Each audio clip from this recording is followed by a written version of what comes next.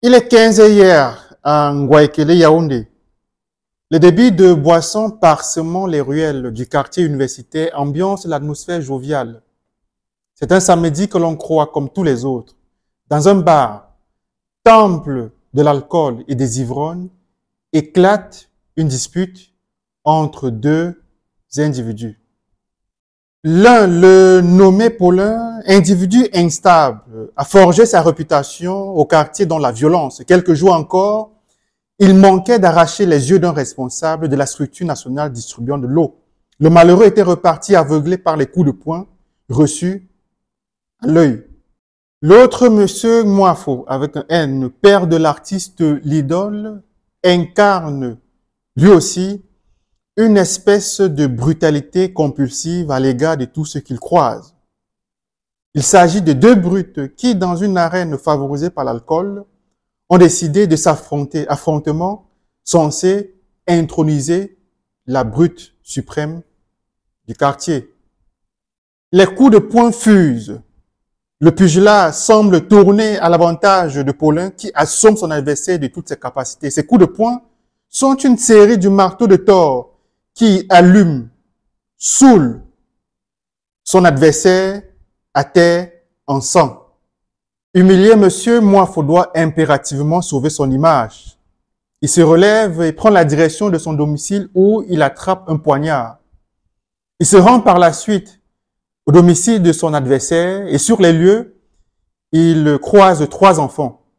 2 de ces 3 enfants l'aperçoivent poignard en main et courent se réfugier derrière la porte de la chambre. Telle une bête sauvage enragée, monsieur Moafo se dirige vers l'enfant de 6 ans assis devant la télévision, regardant les dessins animés.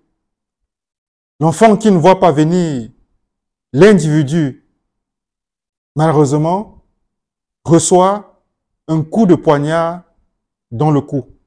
Déchaîné tel un chien lâché de l'enfer, le père de l'idole s'acharne contre la porte derrière laquelle sont réfugiés 2 enfants. Il vient d'assassiner un enfant de 6 ans et il compte en finir avec les 2 autres. Son acharnement s'estompe, puis, étant dans l'incapacité de briser la porte, il reprend le chemin de retour. Sur le chemin de retour, on l'entend clairement dire « J'étais venu pour tuer tes 3 enfants. J'étais venu pour tuer tes 3 enfants. » La population du quartier, mise au courant de ce film d'horreur, se lance à la poursuite du criminel qu'elle parvient à lui mettre les gourdins dessus. Monsieur Moafo est salement passé à tabac par une foule en furie. La foule lève le gourdin lorsqu'elle croit mort le tueur, car celui-ci ne répondant plus aux différents coups indistincts qui lui tombent dessus. La population est très surprise lorsqu'elle voit M. Moafo à bord d'un brancard se diriger vers les urgences du CHU de Yaoundé. Pourtant, elle croyait avoir signé son visa, lui permettant de voyager pour le pays des morts.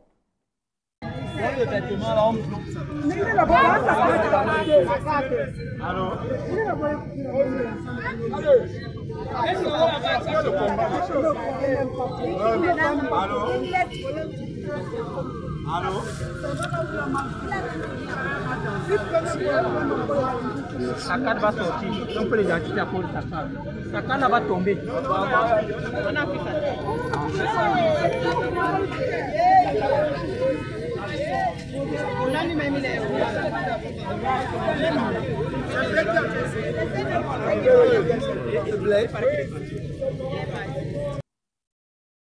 Que serait-il arrivé si les 2 autres enfants n'avaient pas échappé à la colère d'un monstre déchaîné? Il y a lieu de rappeler que 2 semaines auparavant, M. Moafo tuait un homme lors d'une bagarre dans le même quartier. Et depuis lors, il avait l'impression de bénéficier du permis de tuer. Chers abonnés, je vous dis au revoir. On se donne rendez-vous pour une prochaine vidéo.